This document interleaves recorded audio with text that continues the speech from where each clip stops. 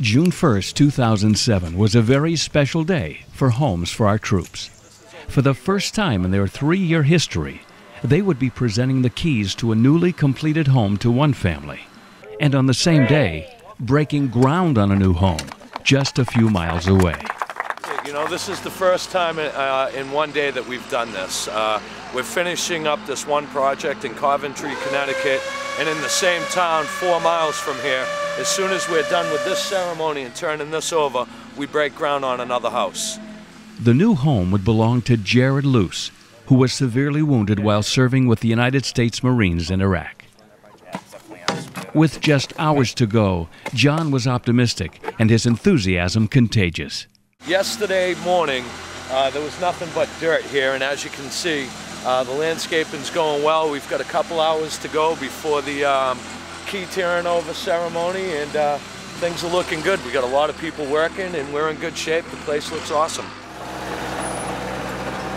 I know hundreds of people in the trades, plumbers, electricians, carpenters, masons, everybody we need to know. I said, you know, I should be able to pull all these people together and get this done.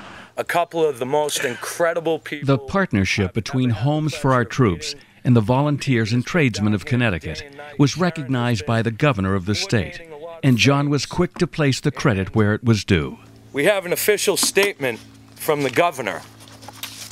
Today is been proclaimed Homes for Our Troops Day, Pete Robbins Day, and Sharon Robbins Day. And I'd like Pete and Sharon to come up here.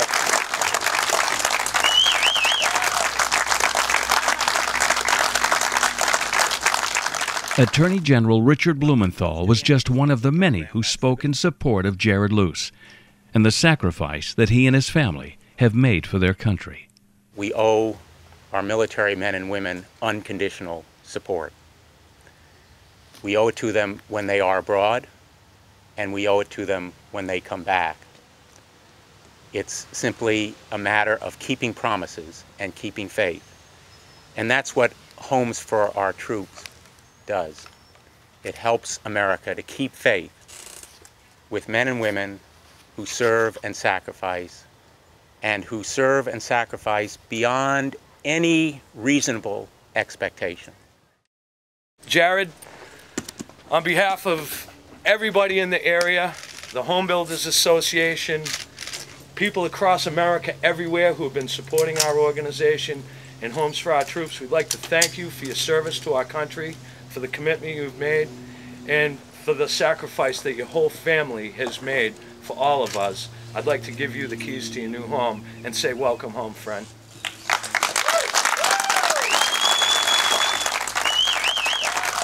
Following the ceremony, Jared was the first person to walk up the ramp into his front door as workers and well-wishers took a tour of his new home.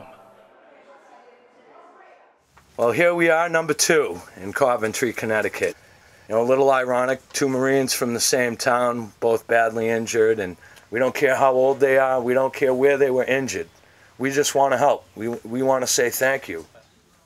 This second celebration of the day was a little different from the presentation of a finished home to Jared Luce.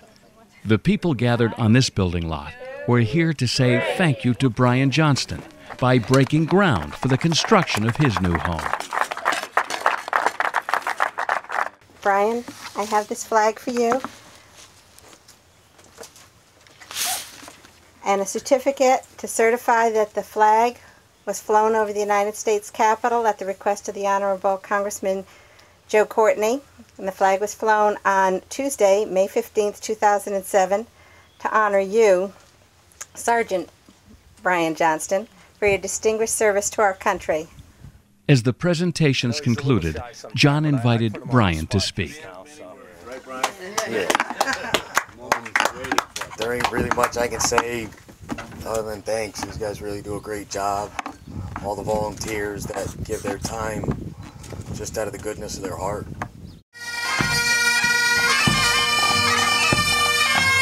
Next stop for the Homes for Our Troops crew was Milford, New Jersey, for the groundbreaking of a new home for Marine Corporal Visnu Gonzalez.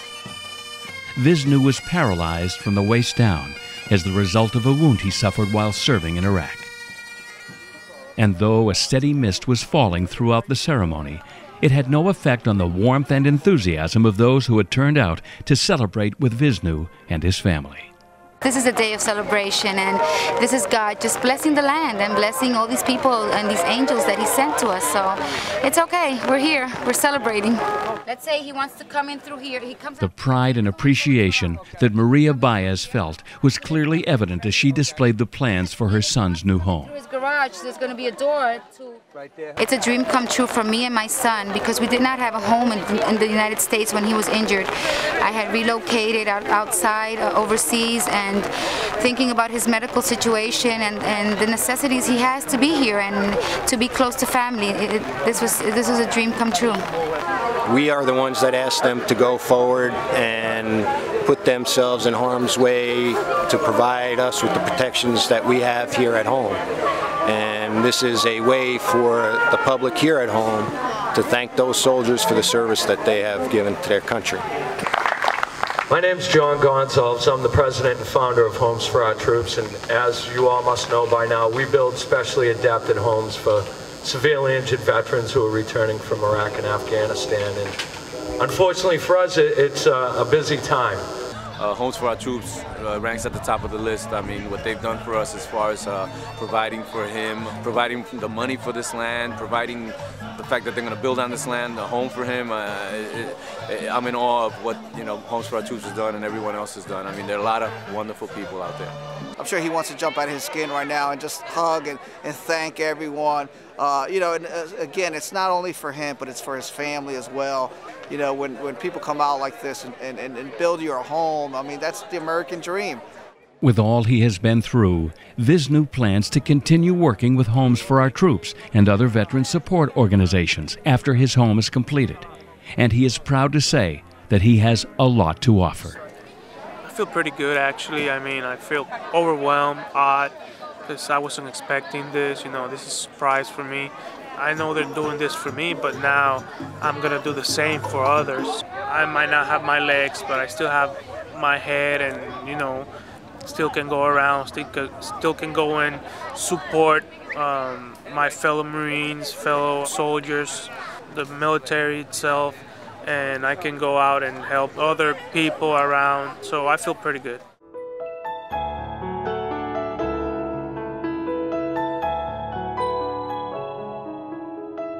Three new homes for three young, severely wounded Marines who made such extreme sacrifices for their country and were now starting an important new part of their lives through the help of so many appreciative people.